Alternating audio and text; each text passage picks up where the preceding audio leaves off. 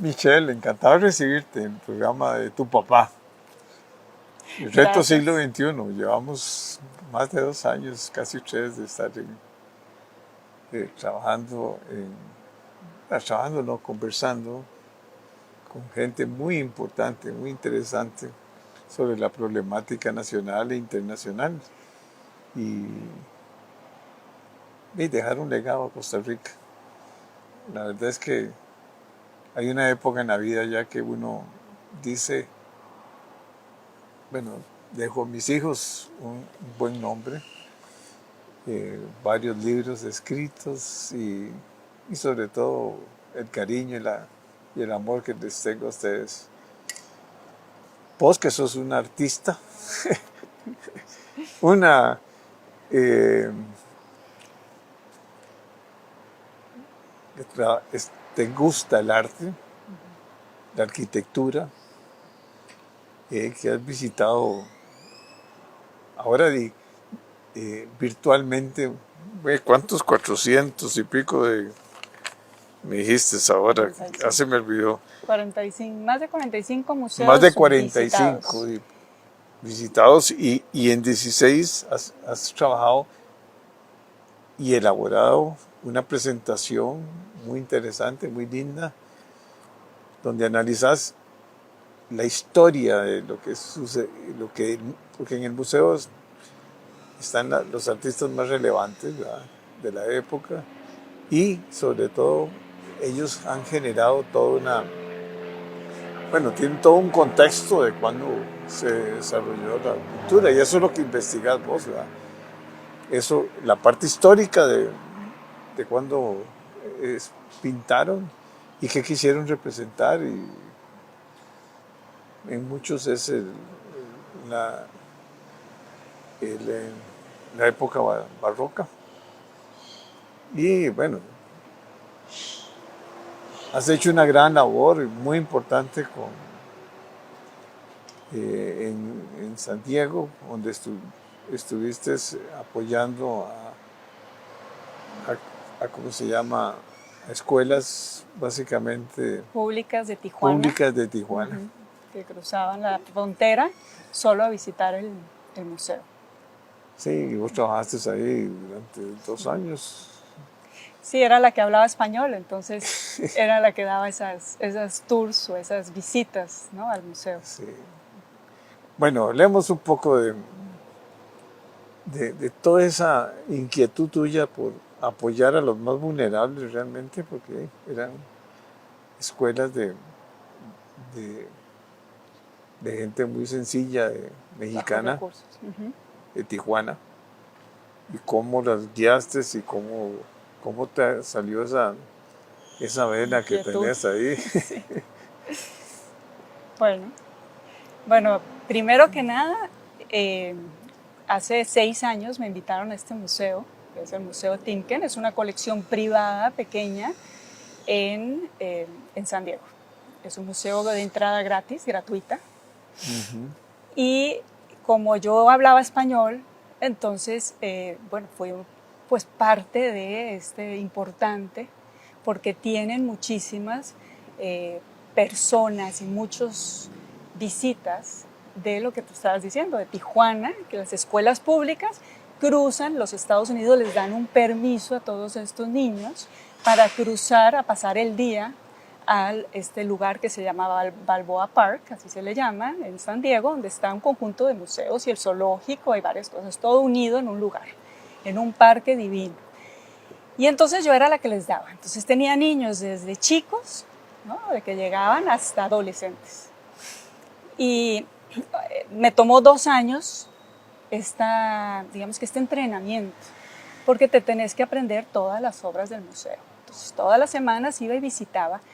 Y justo cuando estamos por acabar o por certificarme, ¿no?, de este programa, viene la pandemia. Y entonces cierran el museo.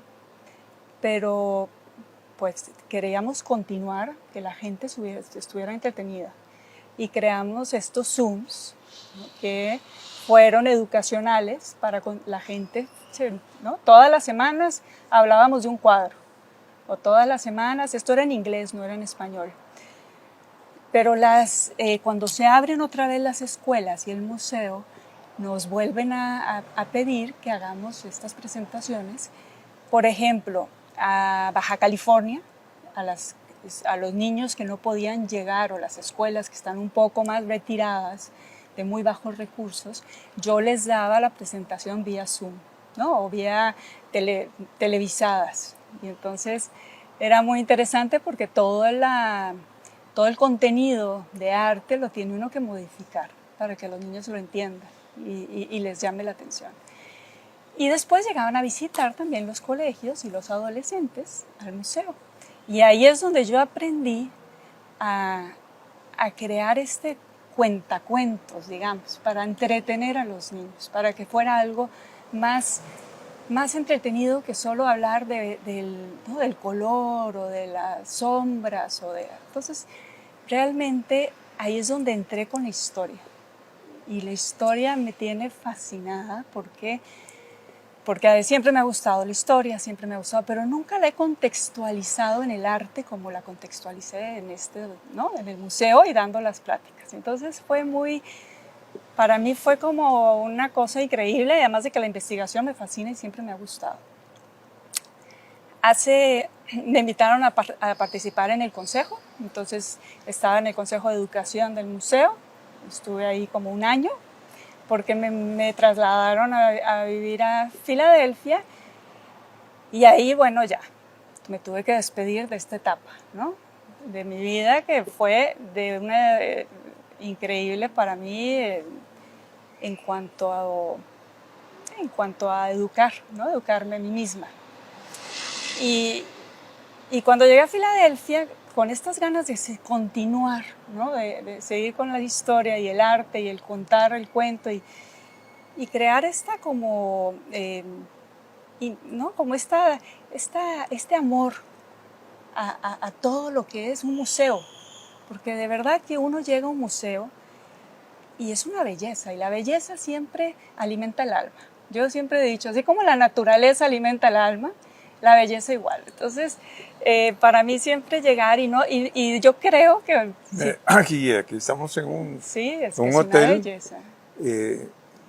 Que se distingue porque tiene una de las colecciones de arte más importantes de Costa Rica, sí, privadas. Sí. Y eso por eso se dice estudio hotel. Sí. En Santana, y la gente debiera de venir a conocer y almorzar o estar aquí hospedado, pero realmente es impresionante cómo hay coleccionistas privados que tienen las bellezas que tienen, ¿verdad? Claro. Y los museos que tenemos. En Costa Rica tenemos muchos museos, ¿verdad? Bueno. No, gracias a esos coleccionistas tenemos museos como el Hermitage de San Petersburgo. San Petersburgo la colección la empezó Catalina la Grande. Y toda su colección, lo que ella quería era para su hijo Federico, para que Federico lo tuviera. Pero bueno, terminamos donando toda su colección. Y el Hermitage es uno de los museos más grandes del mundo. Y así hay muchos. A mí me encanta contar la historia. En Filadelfia hay un museo que se llama el Barnes Foundation. Y es una fundación que hizo esta persona que fue creador de una crema que ayudaba con la piel a finales de 1800 y a principios de 1900. Vende todo su negocio antes de la Gran Depresión de Estados Unidos. Y entonces no le afecta la Gran Depresión y con todo ese dinero se dedica a comprar obras impresionistas. Y en Filadelfia existe esta fundación que es una de las más importantes de Augusto Renoir, que es uno de los impresionistas interesantísimos, importantes del mundo del impresionismo, y es una de las más grandes del mundo. Los franceses vienen a Filadelfia a conocer esta colección. Entonces, los coleccionistas son parte básica para la creación de los museos, ¿no? Y así fueron los coleccionistas en el National Gallery y el Museo Británico igual, empezó un coleccionista. A mí me recuerda un poco esto cuando yo trabajaba en LACNIC, ¿sabes? Que hicimos la colección de arte de Magno y Sáenz, que era muy importante. Y se hacía una exhibición bienal y todo. Aquí hay muchos coleccionistas privados. Y bueno, está el Museo de Arte Moderno, lógicamente, pero el gobierno no tiene los recursos y no hay ese espíritu de fundaciones para crear Es otra. muy importante, sí. Y enseñar, como decís vos, y las visitas de los estudiantes y la gente. Bueno, pero sigamos con tu historia. Sí, ¿no? La historia, por ejemplo, lo que hablábamos del Museo del Hermitage, ¿no? Que es de Catarina Grande. Es muy interesante porque cuando viene Leningrado, que es a principios de 1920, por ahí, cuando Lenin llega a Rusia, empieza con unos problemas grandes necesita plata y entonces vende muchas de las obras del museo, de esta colección, se las vende a un estadounidense de apellido Carnegie. Y todos lo conocemos, por Nueva York existe Carnegie Hall y existen varias cosas. Y con esta compra que él hace,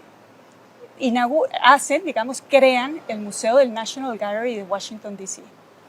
Entonces, todos estos coleccionistas, estas personas que están comprometidas con el arte, traen esta obra de Europa, que tiene la historia, y la traen a los Estados Unidos. Entonces es muy interesante porque nos da esa oportunidad al turismo también de conocer las obras de los europeos en este momento, ¿no? Entonces, voy a hablar un poco de la historia, porque a mí esto me encanta y lo he aprendido con el tiempo y haciendo estas visitas que he creado, porque no creas que es que lo traía todo en la mente. Uno continuamente aprende y continuamente la investigación te lo hace un poco más fácil también el internet, ¿no? Y poder ver todas estas por las páginas de web, ¿no? Que puedes aprender tanto. Pero, por ejemplo, cuando hablé del Museo el Británico, ¿no? Museo Británico, el British Museum de Londres, ahí hay una piedra que se llama la piedra Rosetta. La piedra Rosetta es importantísima porque la piedra Rosetta es la traducción de 3 idiomas del antiguo Egipto, o sea, los jeroglíficos, los traducen en griego y después en latín. Y todo está en una piedra. Entonces, gracias a esa piedra y a muchos investigadores, podemos saber lo que querían decir los jeroglíficos de Egipto, del antiguo Egipto, que esos son 1700 años antes de Cristo. Esa piedra, ve qué interesante historia, esa piedra la descubre un soldado de Napoleón Bonaparte. Cuando Napoleón Bonaparte llega a Alejandría, que ahora es Egipto, y el Nilo, donde está entrando el Nilo, están creando una muralla. Y cuando están creando la muralla, encuentran esta piedra. Napoleón pierde Alejandría, lo que es Egipto hoy en día, a los ingleses, firman un tratado, que es el Tratado de Alejandría, y esa piedra pasa a ser de los ingleses. Y ahora está en el Museo Británico. Y es una de las obras que uno más va a ver cuando entra al museo. Pero además tienen el templo en Grecia, Atenas, o sea, tienen un templo en Atenas. Entonces, la oportunidad que nos está dando el poder ir a visitar todas estas historias en Londres, además de que son gratis todos los museos en Londres, porque pertenecen al Parlamento, o sea, a la gente de Inglaterra, es un orgullo inglés. Tenemos toda esta historia, ¿no? Y después uno va, otra de las visitas que hice fue el Museo del Pérgamo, que está en Berlín. Y la historia que yo conté en esta visita es la de Alejandro Magno. Cuando Alejandro Magno llega al Imperio Persa y entra por estas puertas, todo eso está en el Museo del Pérgamo. Todos estos arqueólogos reconstruyeron ese momento, estamos hablando de 100 años antes de Cristo. Entonces, imagínate la profundidad de la historia y la diferencia que hace ir a un museo ya sabiendo lo que vas a ir a ver. Algo más contextual. Y después hablamos de los primeros años después de Cristo. Nace Cristo porque además mucho del arte tiene que ver con esta historia de la religión, con las Sagradas Escrituras. Entonces entramos a esta época del Imperio Romano y Roma envía, el Papa Romano envía a Constantino a este Bizantium, que era la capital del Imperio Romano en el occidente.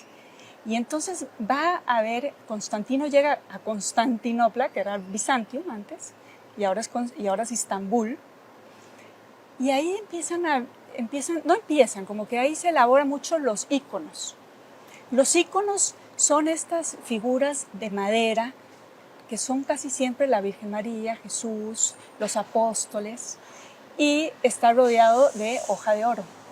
Los íconos, estamos hablando del año 300 después de Cristo, la gente no sabía leer y escribir en esa época. Entonces era la manera de esta religión que era muy joven, ¿no? La religión cristiana comparada con el hinduismo, el budismo, que son años antes, ¿no? Esta religión joven, que es el cristianismo, cómo empezaba a moverse, y era por medio de los íconos. Después existe una batalla que es iconoclasta en los años 700 después de Cristo, y entonces realmente queman muchos de los íconos.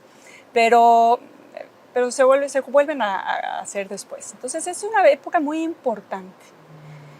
Y toda esta historia viene con Carlomagno. Mandan a Carlos Magno también a Constantinopla.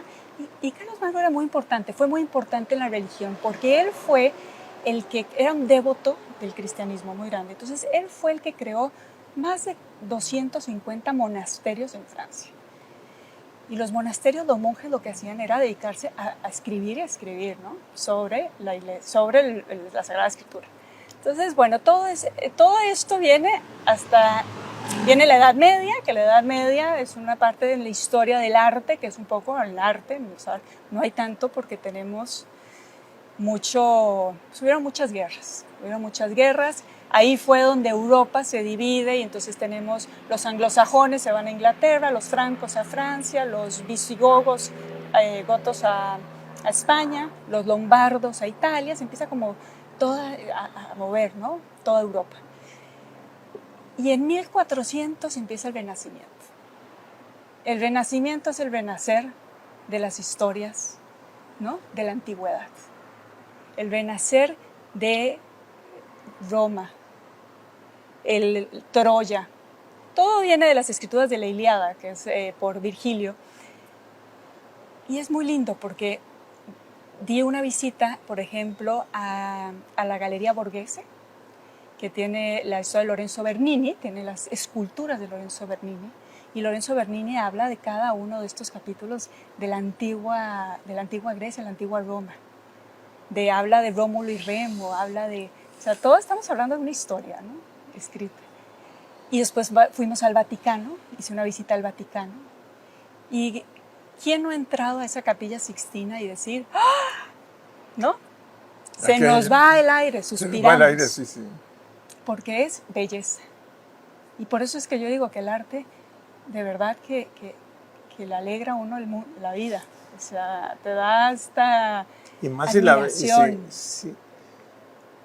Si la valoras dentro del contexto histórico que se realiza, o sea, de quiénes son los actores, ¿verdad? Porque si uno no sabe, digamos, quién era Miguel Ángel, llega y ve la obra de él y lo que no se imaginaban es cuánto duró, cuánto costó. Claro.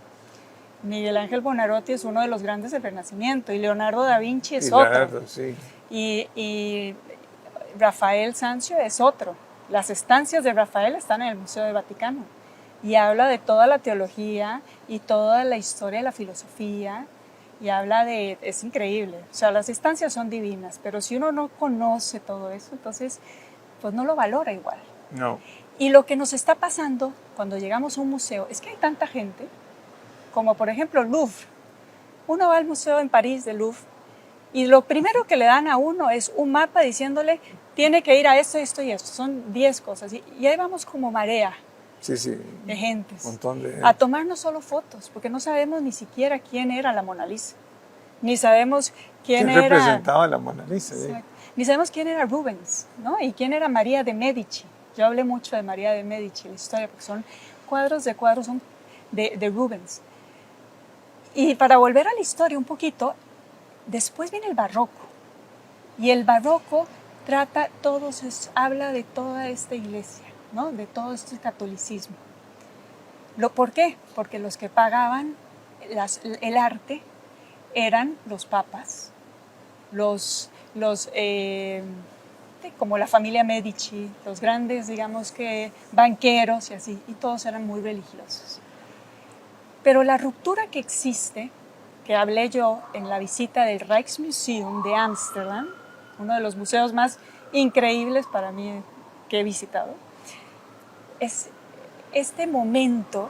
Imagínate la historia que estamos viviendo, que es 1450, y Gutenberg inventa la imprenta. Y entonces la imprenta, cuando llega Martín Lutero a escribir su manifiesto contra la Iglesia Católica, ¿no? Porque estaba en contra de la Iglesia, ¿no? De lo que les cobraban a la gente pobre,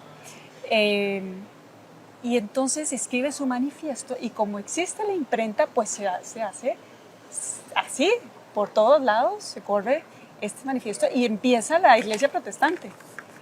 Y el arte en los Países Bajos emerge en un arte no religioso, un arte de la vida común de la gente, un arte de Vermeer, que es la señora que está sirviendo leche, de la mujer vestida con la perla. ¿Quién no le encanta esa obra? La mujer de la perla.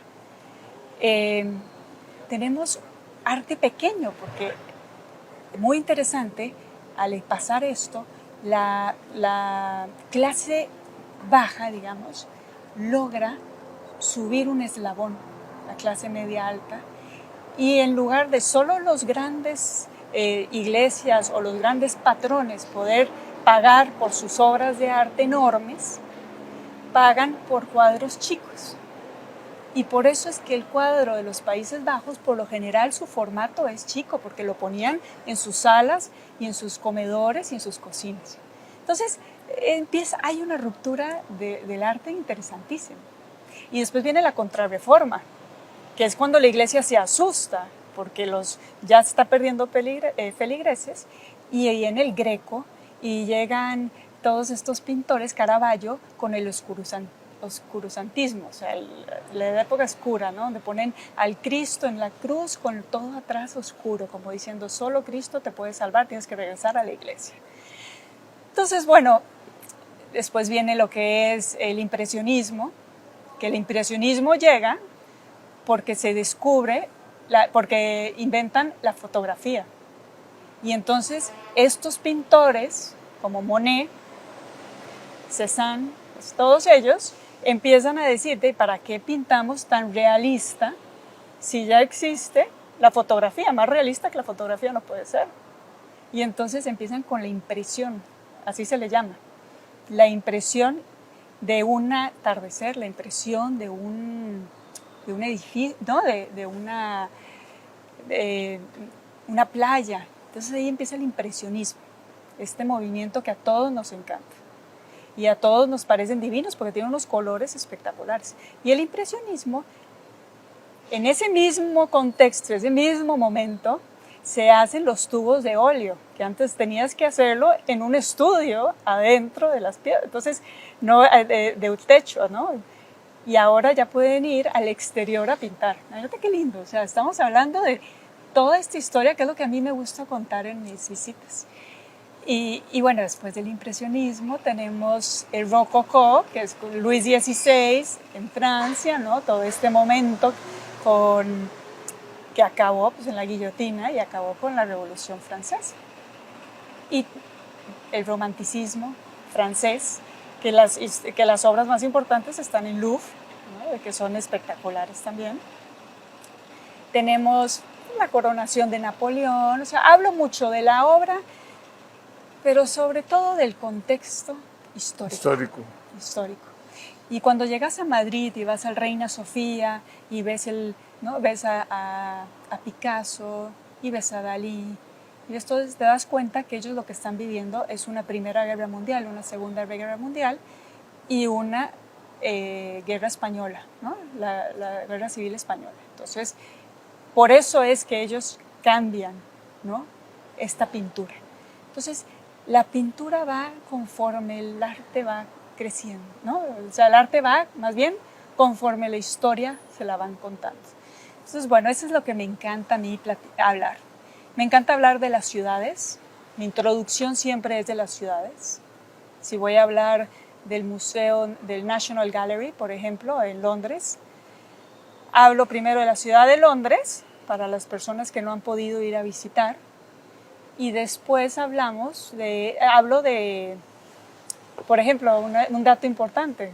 En la Segunda Guerra Mundial, los nazis quieren robarse las obras de los museos, porque Hitler era un gran amante de arte. Él quería ser artista antes de ser lo que fue. Y entonces estaba creando su propio museo en el pueblo de Linz, creo que es, en Alemania. Y entonces se robaba todas las obras. Y cuando llegan estos, de inmediatamente, Winston Churchill empaca todas las obras del National Gallery y las esconden. Cualquier invasión.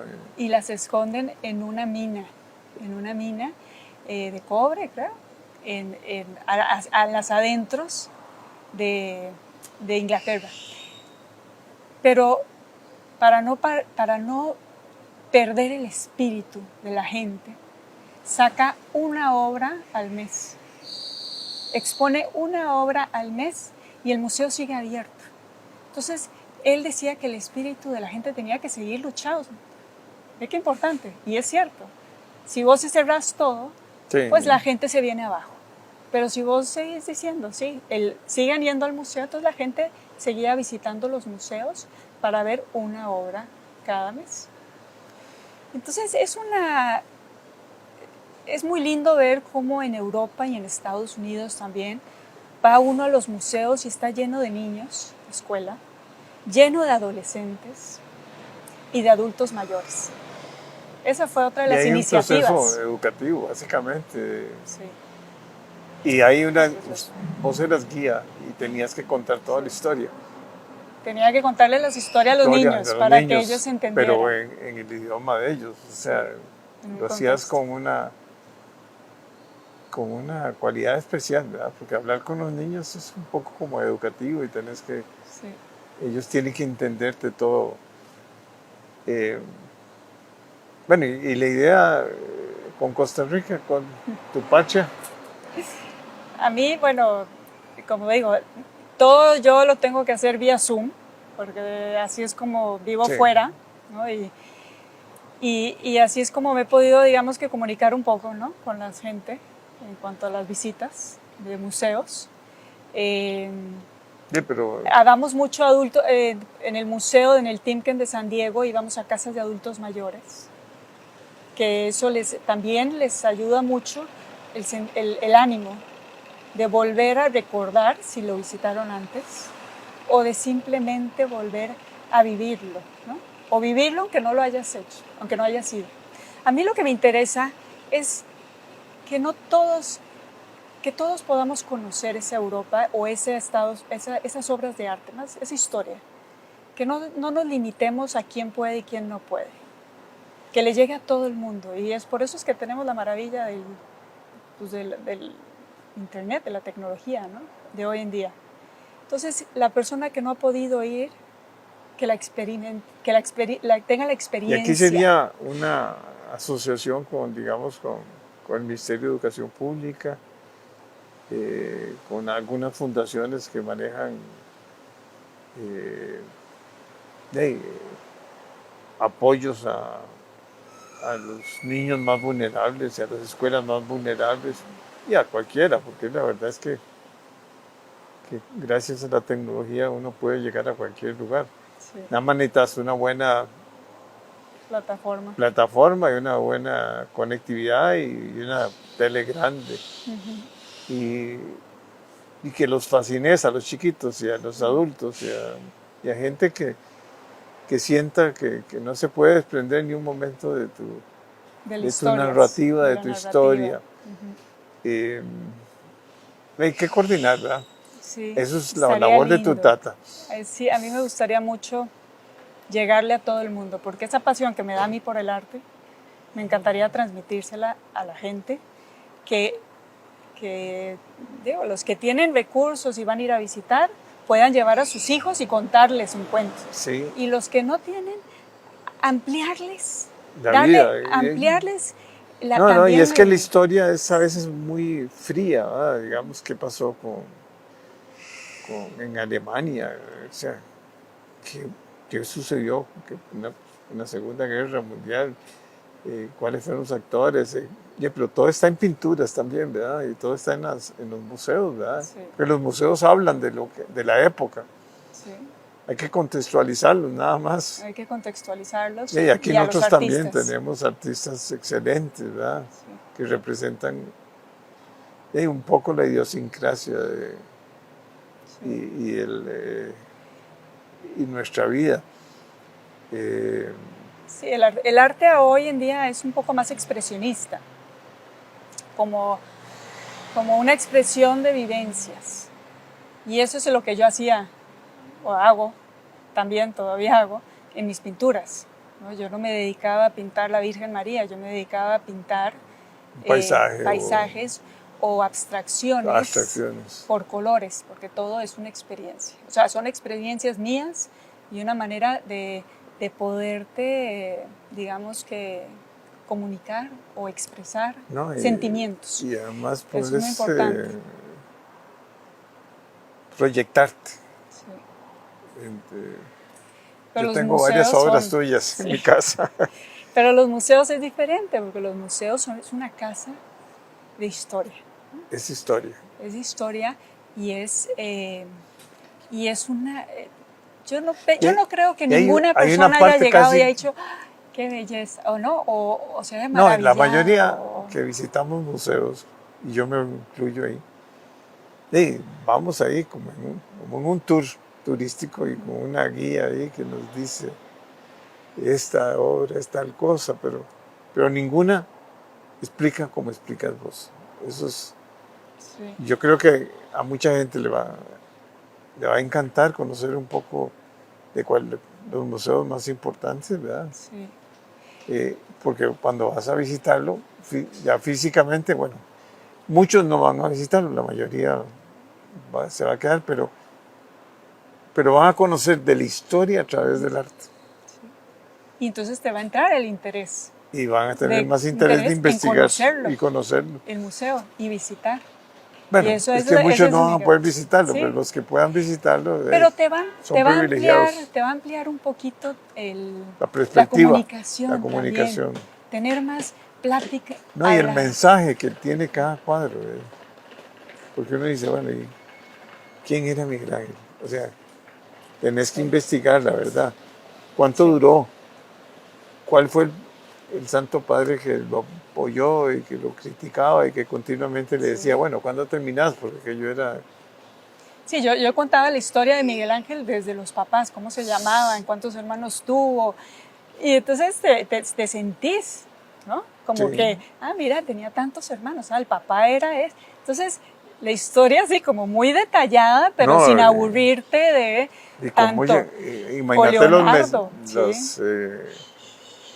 los mezanines, o cómo llegaba, cómo preparaba la pintura, todo, o sea, y la capacidad y los detalles. Transportarte, esa es la idea, ¿no? Transportarte a la época y al momento. Pero no había ascensores ni nada de eso, todo era prácticamente con los recursos de la época. ¿No? Sí, yo sé. Y lo que ha representado, y eso significa mucho, eso es un tesoro mundial. Sí.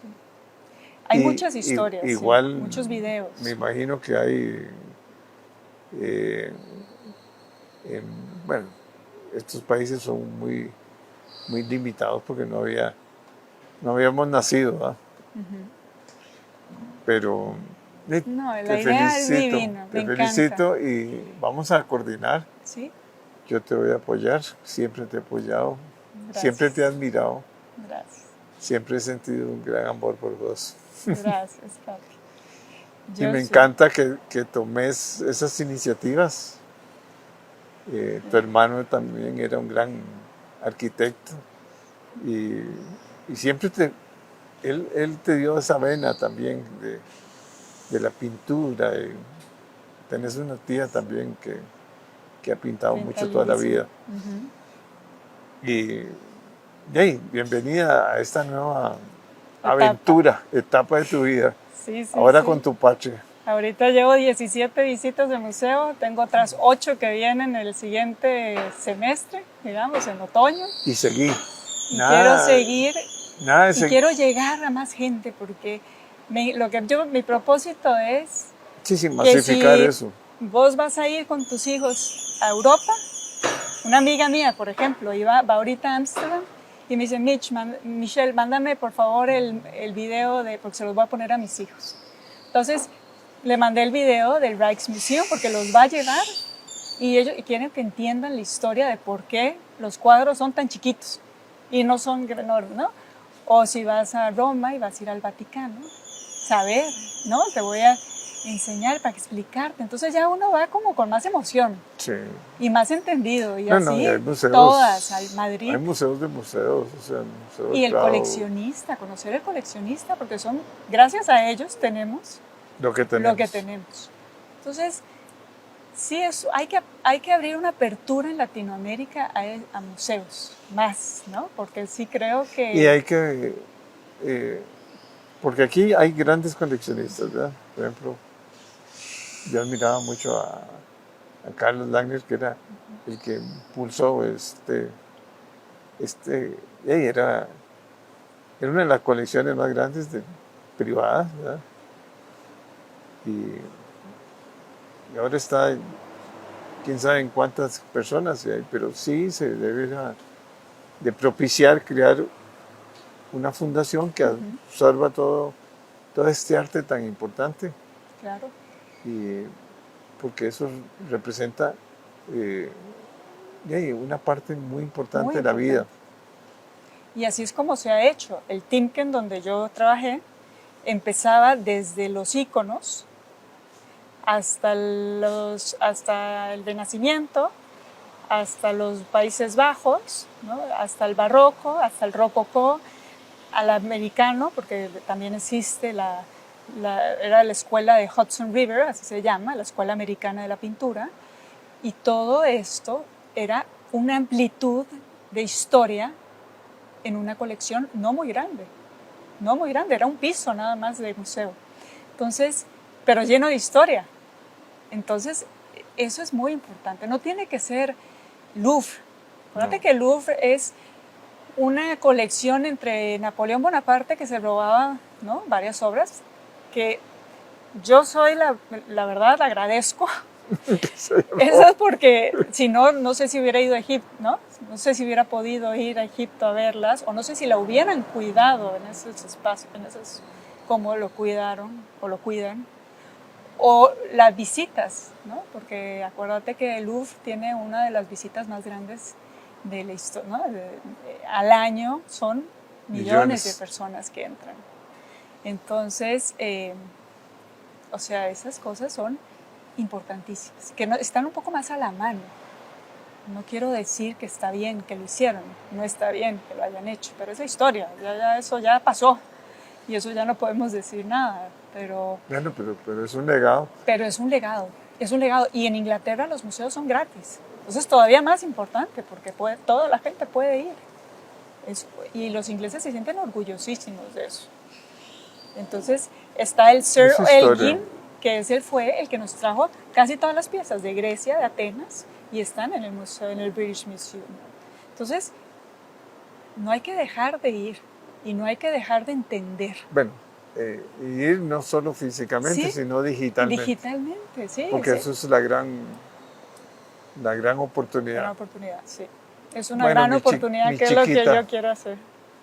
Traérselo gracias, a todo el mundo. amor. Y ampliar nuestro vocabulario, es importantísimo. Ampliarle el vocabulario a toda esa gente, ¿no?, que no ha podido ir y que sepa de la historia de Londres y pueda llegar a un trabajo con un europeo o con un americano y hablarle igual que el que conoce toda la vida, ¿no?, el que ha crecido en ese ambiente. Entonces, yo creo que es importantísimo tener un vocabulario que te haga un poco, te dé, digamos que, oportunidades. Bueno, esas son mis ideas y lo que yo quiero elaborar con estas visitas. Te felicito, mi amor. Gracias, papi. Un beso. Gracias.